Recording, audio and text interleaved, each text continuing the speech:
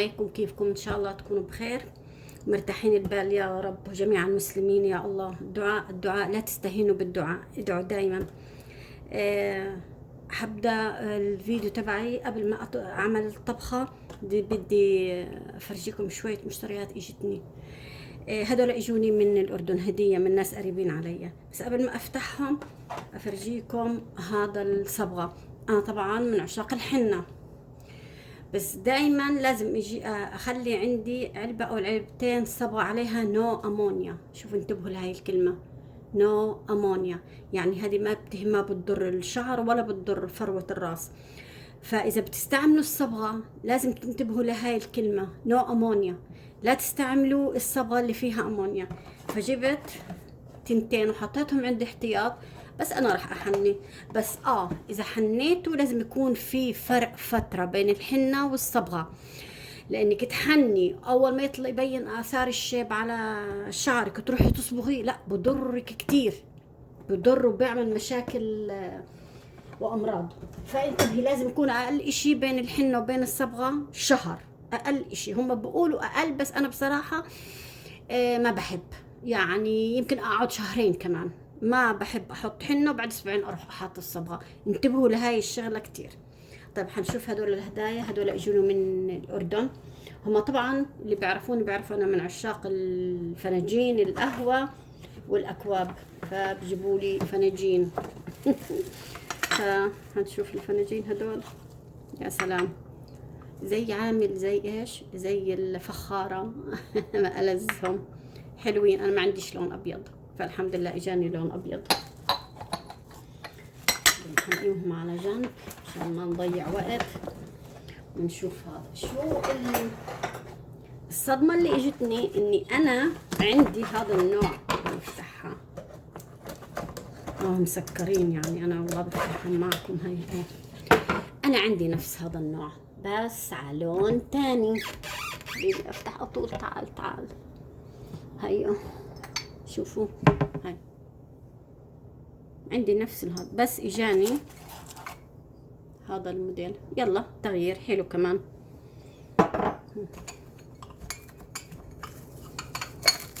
يا سلام، يا سلام على الاكواب، روعة. بشبعش منهم، ما بزهق منهم، بحبهم كثير. هذا مفتوح، لا مش مفتوح. عندي افتحك،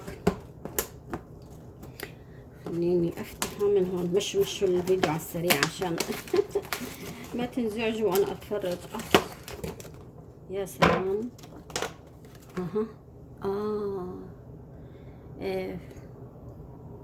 فنجين قهوة سادة. والله عندي عدة انواع بس حلوين.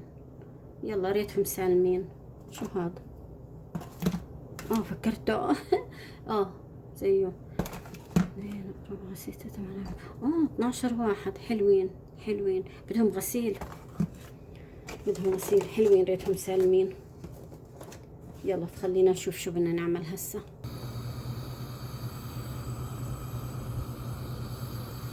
جيني فنجان قهوة وما اجربه، لا يمكن. فقلت اعمل قهوة واشرب. كبيت الدنيا. لا يلا معلش، في مثل بقول دلق القهوة خير. ما بنعرفش شو سبب هالمثل، بس لعله خير. انا بحب اصحى بدري.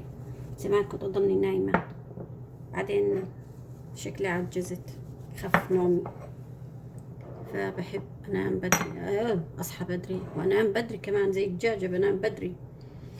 يا حشرب الفنجاني واشوف شو بدي اعمل. سلطة الافوكاتو مش راح اعمل هدول كلهم، يعني بدي اشوف. انا شايفهم دبلانات، فبدي اشوف اختار لي واحدة فيهم.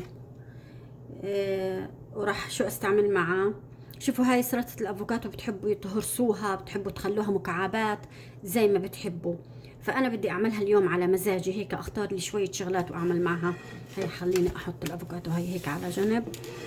اذا بدك استعملي الذرة، انا مش عارف اذا بتستعمل او لا، بفكر في الموضوع وانا بشتغل.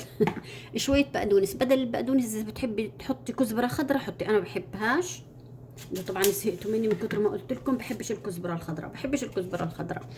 اوكي، هاي كمان البصل الاخضر وليمونه، حبة بندورة إذا تحبي تستعملي البندورة الكرزية برضه حلو، وفليفلة، شو موجود عندك فليفلة حطي،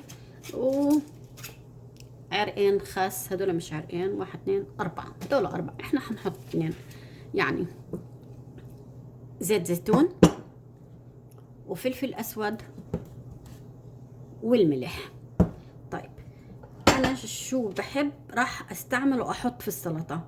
في ناس بتحط زي ما حكيت لكم الذرة الكورن، وفي ناس بتحب الزيتون الأسود، وفي ناس بتحط كل أنواع الفلفل، بتحط كمان الفلفل الأخضر. شو بتحبي فيها هاي السلطة حطي، فأنت زي ما بتحبي تفنني فيها.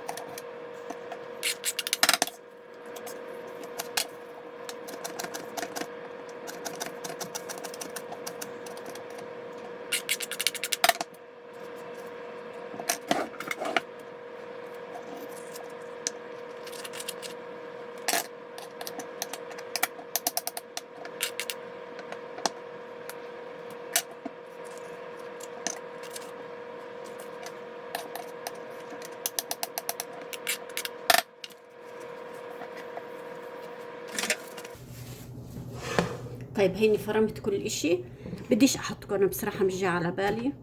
بحط شوية زيت زيتون، شوية ملح،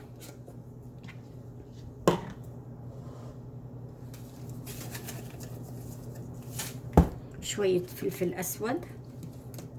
افتح شو معلقك. اخ. طيب حنعصر الليمون.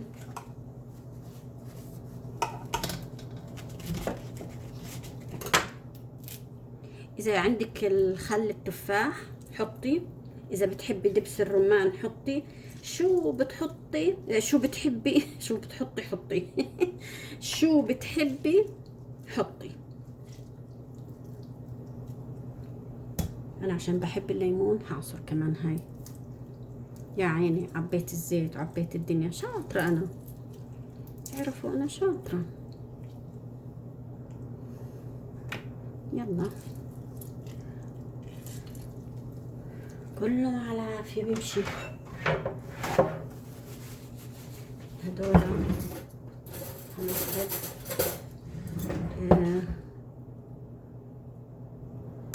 شوكتين نحرك فيهم. طلعت معي مستوية حبة الأفوكاتو، فما عرفت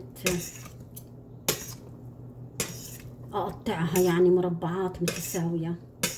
هي لازم أول ما تبلش هيك تستوي حبة الأفوكاتو الواحد لازم ياكلها.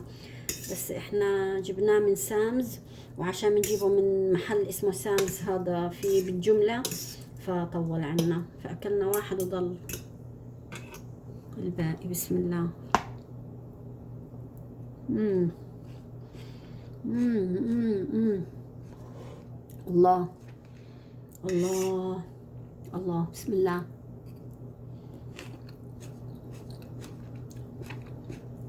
تحفة تحفة تحفة تحفة. يا سلام، يا رب ديمها نعم، يا رب ديمها نعم. والله غرقانين بنعمك يا رب. والله لذيذة، مش قادرة أوقف.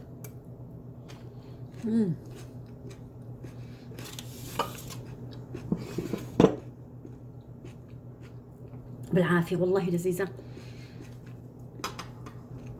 شو بدكم حطوا عليها.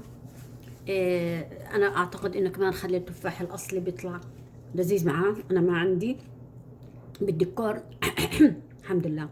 أو زيتون أسود حطي، والله تحفة، بتجنن، لذيذة وبالعافية. لقيت عندي شوية دجاج مع بطاطا في الثلاجة، وحكيت ما بكفوا غدا ومش عارف شو اعمل فيهم.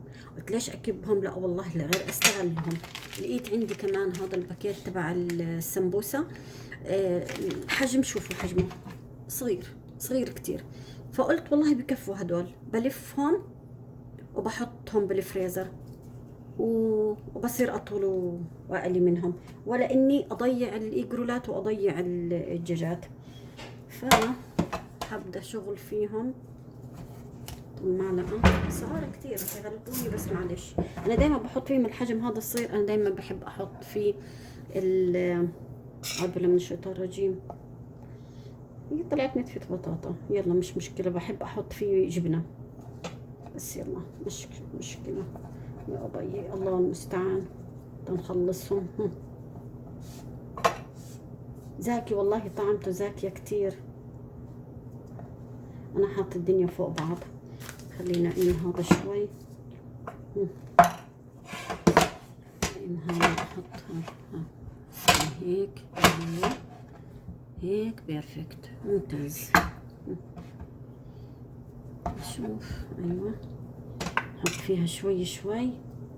المهم اللي راح يضل من هون تعرفوا، يمكن احط عليه بيض، احط عليه في القلاية واحط عليه بيضتين وناكله. الحمد لله الحمد لله، ما بحب اكب اشي. اذا بزيد اشي عندي بضطر